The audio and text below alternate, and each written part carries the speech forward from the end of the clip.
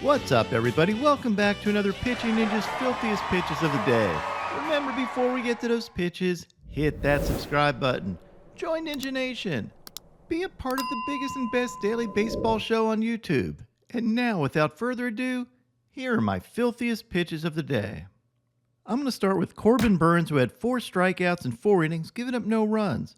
He had these nasty cutters, curveballs, and sliders, and even got this Fat Joe slider, forcing the hitter to lean back.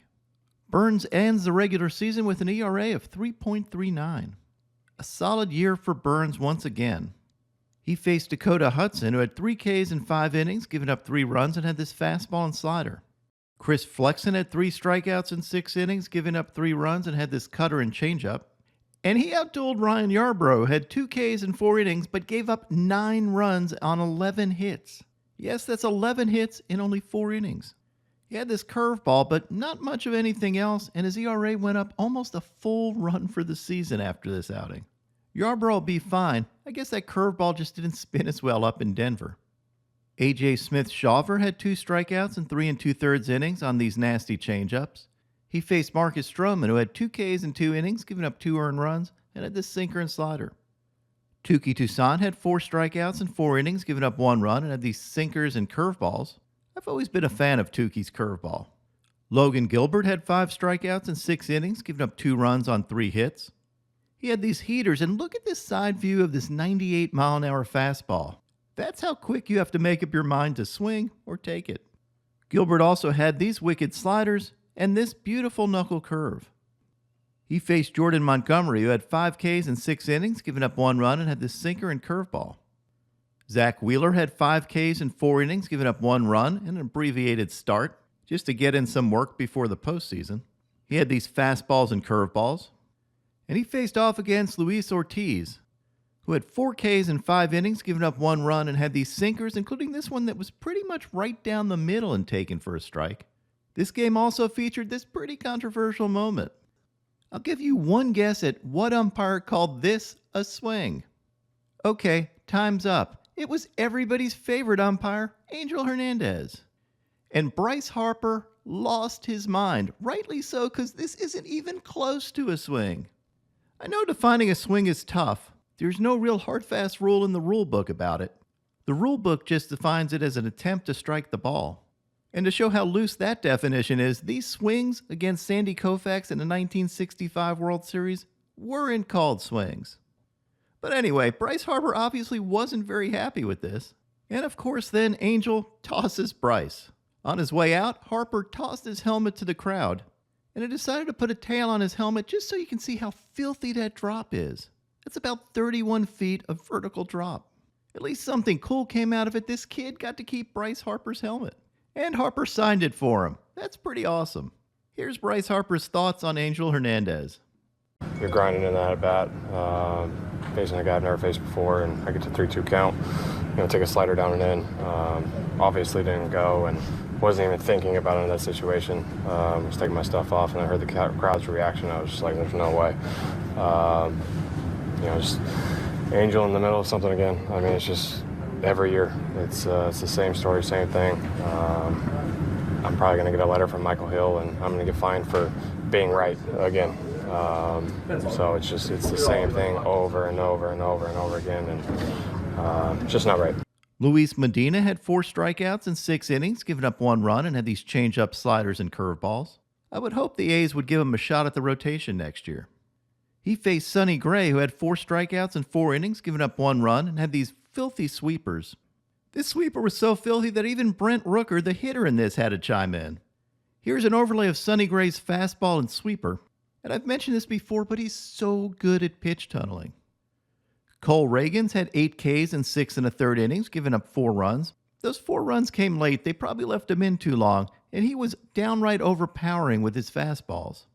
He faced Sawyer Gipson-Long, who had 6 strikeouts in 5 innings, giving up 2 earned runs, and had these fastballs, sliders, and changeup. Dean Kramer had 8 Ks in 5 1/3 scoreless innings, and had these fastballs, changeups, and cutters. He battled Chris Sale, who had 2 Ks in 5 innings, giving up 1 run, and had this fastball and slider. David Peterson had a really good start yesterday with 8 strikeouts in 7 innings, giving up no runs. He's definitely shown flashes of brilliance after his slow start and got Ks on his fastballs, sliders, and curveballs. He faced Jesus Luzardo, who was outstanding yesterday with 10 strikeouts and 7 1/3 innings, giving up 1 run. He had this 97-mile-an-hour heater, but the real story of the game was his slider. He had 18 whiffs on 23 swings on his sliders. That's a 78% whiff rate for the game. He had these back foot sliders and also picked up a White Castle special and got his 200th strikeout for the season. Congrats to the Jesus Lizard. The Mets also had this interview during the game where they interviewed Christian Scott about his slider grip, and he got his grip from this channel. Another reason why you have to subscribe to this channel. You actually picked that up watching videos of Max Scherzer, is that correct? Absolutely, yeah. Right on Pitching Ninja. I try to have a little bit of a harder slider, so I went on Pitching Ninja, and Max was actually the first video that I saw, and I was like, it's a pretty good guy to emulate. Luke Weaver had 6 strikeouts in 4 innings, giving up 2 runs. He featured his cutters, including this painted cutter, as well as this changeup. And he faced yesterday's filthiest pitcher of the day, Chris Bassitt. Bassitt had 12 strikeouts in 7 2/3 innings, giving up no runs. He threw 8 different pitch types in this game. Here's a pitch breakdown of his pitches.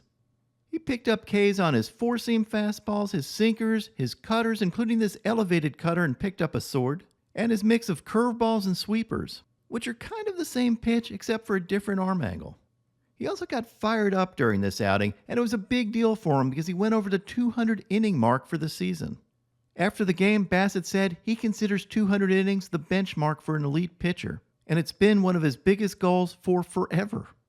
200 innings is a lot of innings to eat for a pitcher, and we know from my interview with Bassitt that he'd eat just about anything.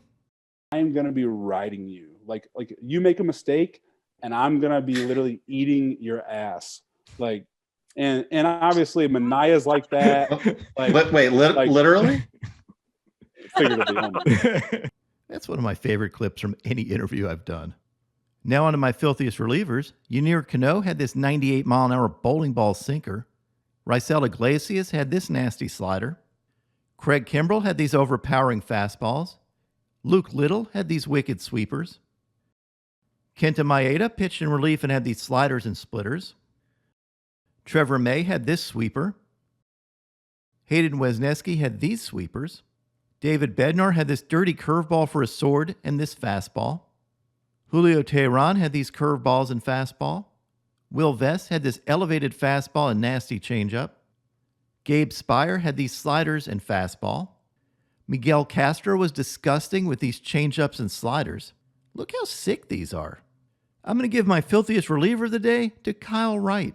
If the Braves are going to win the World Series, having a healthy Kyle Wright is huge. And his knuckle curve looked fantastic yesterday. Look at these. Here's an overlay of Kyle Wright's fastball and knuckle curve. And that shows you just how filthy that knuckle curve is. Unfair. And now my pitching ninja moment of zen.